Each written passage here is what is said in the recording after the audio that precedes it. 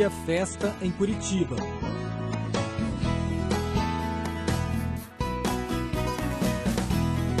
Nós viramos crianças, militares fardados e armados, jogando bolinhas de neve uns nos outros. Aquela neve, até hoje eu não vi mais neve nenhuma igual aquela. A gente ficou emocionada, né? Foi a primeira vez na vida que viu uma nevasca.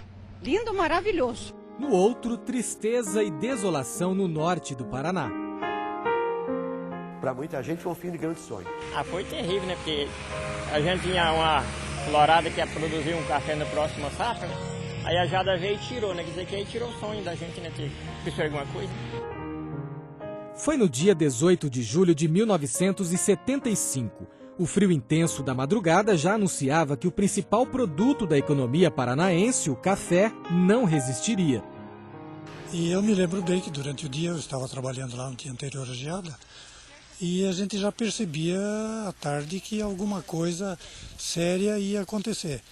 Porque o frio começou bastante intenso e a gente tinha já a notícia de que em Curitiba havia nevado.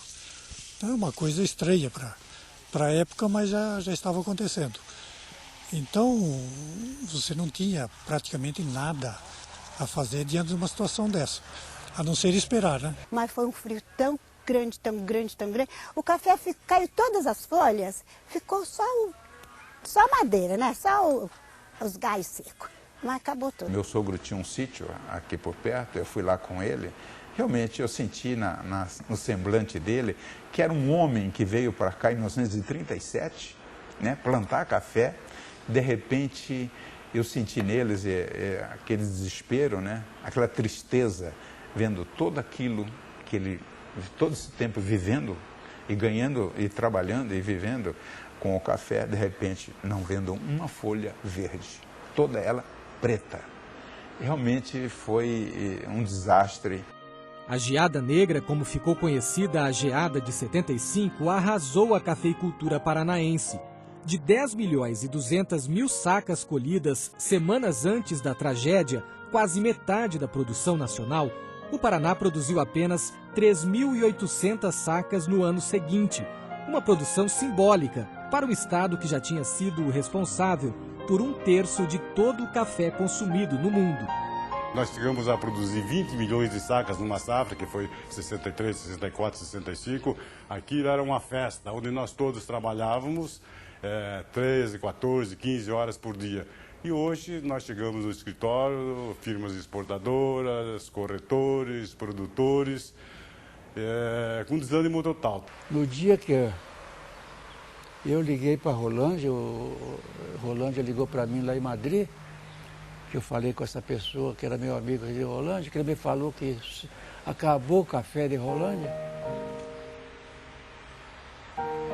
Eu cheguei até a chorar. Tá?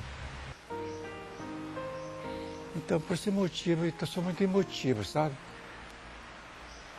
Então, eu poupo até evitar em falar nisso aí.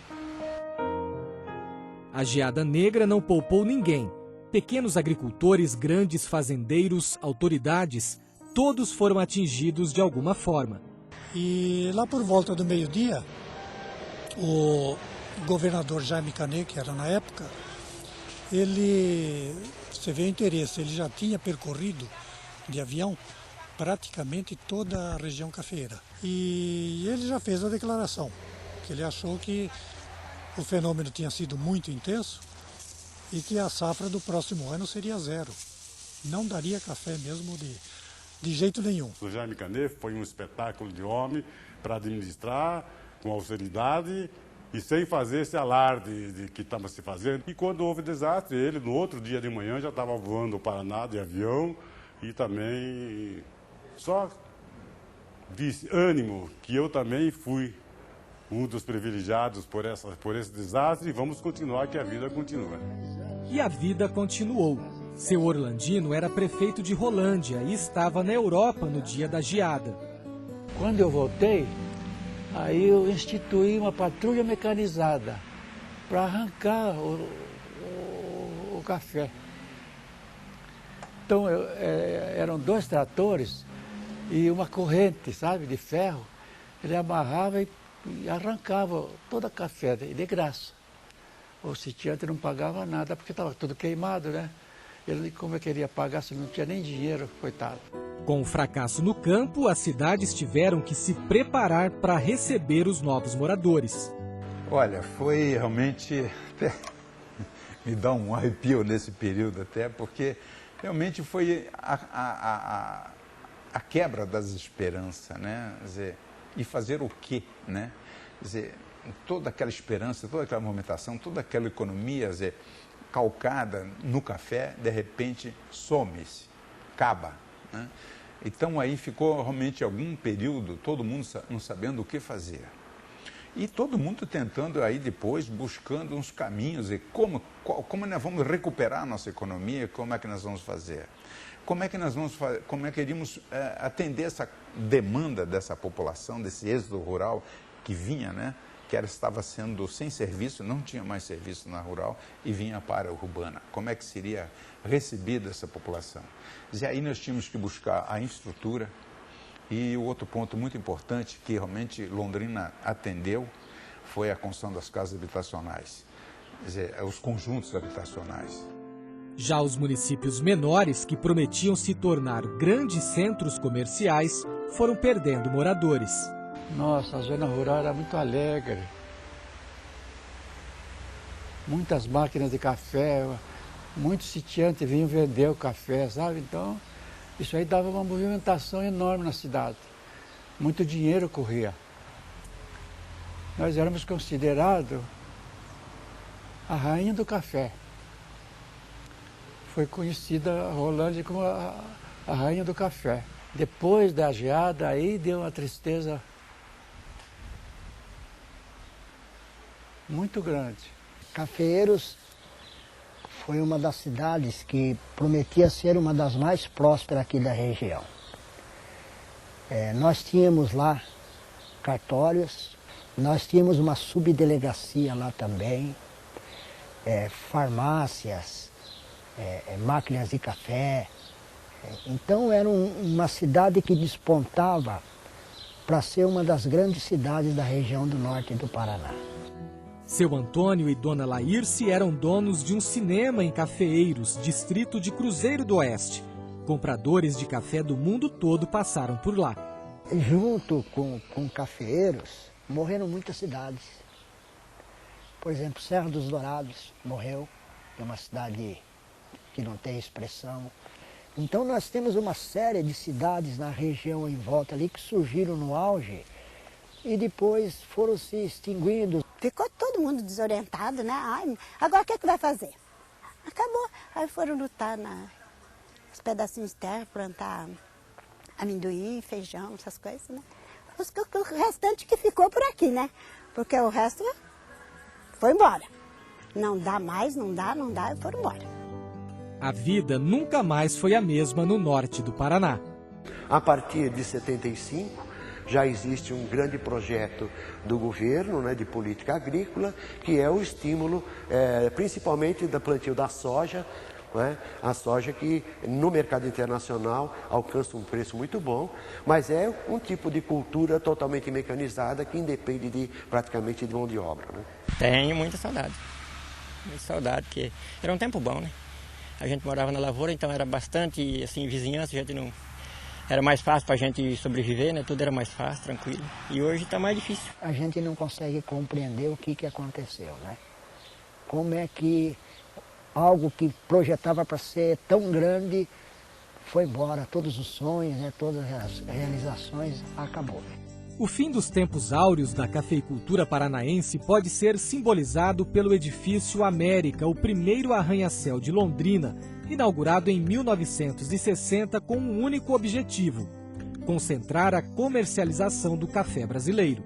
Meus pais chegaram em Londrina em 1945 e sempre trabalhando com café. Trabalharam desde então com alguns grupos exportadores, com alguns maquinistas, e pela história dele de Londrina, de café, em 1960, quando se montou o prédio Edifício América, ele foi o primeiro inquilino, digamos assim, do Edifício América.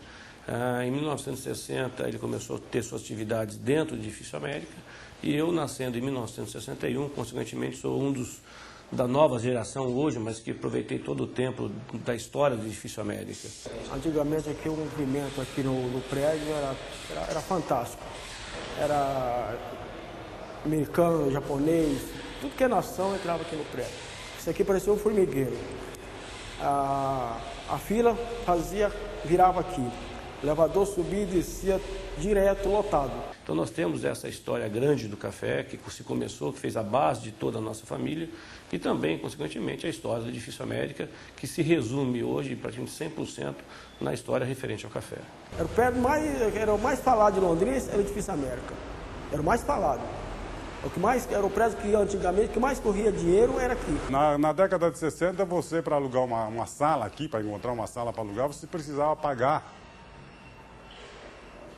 para poder ter a sala para alugar. Hoje não, hoje está de graça aí quase para alugar a sala. Para o comércio de café quase que ninguém quer. E está difícil. A geada foi um dos fatores que mudou a cafeicultura paranaense. A grande geada, a geada negra de 75, mudou o perfil, mas num perfil direcionado única e exclusivamente ao produtor, a nível de produção.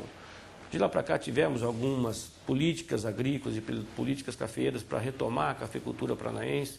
Retomou de algum ponto, sim, mas nunca foi mais a mesma coisa a nível de produtividade, de produção. Não tem nem comparação antigamente. Hoje não tem ninguém quase. Caiu muito o movimento agora. Fracassou demais. Mas o Edifício América ainda respira café. Das 64 salas distribuídas nos 15 andares do prédio, apenas 4 não são mais ligadas à cafeicultura. Então o café precisa terra barata e mão de obra barata. No Paraná hoje nós temos terra cara e a mão de obra cara. E o café daí saiu do Paraná e criou novos mercados. A perspectiva do café a nível de produção mudou muito. Nós temos ainda e mantivemos pela competência de todo mundo que se criou no café no Paraná, a competência comercial. Então nós temos um volume comercial muito grande ainda. O que nós não temos é uma produção grande, mas o volume comercial é muito interessante. Nos armazéns do extinto IBC, o Instituto Brasileiro do Café, o que sobrou dos estoques reguladores do governo. São 700 mil sacas das safras do início da década de 1980. É a fase final de um ciclo de produção de café do Paraná. Realmente o estado teve uma produção, 50% da produção nacional, e hoje é um estado que ainda, o café é importante para o estado, mas é um estado mais diversificado, um estado cuja economia não depende só de uma cultura. Eu acho que há um pouco de saudosismo nessa passagem, mas o café foi muito importante para o estado e continuar sendo, lógico, dentro da sua devida proporção, né? 18 de julho de 1975, o dia da geada negra, o dia que mudou a história da economia paranaense.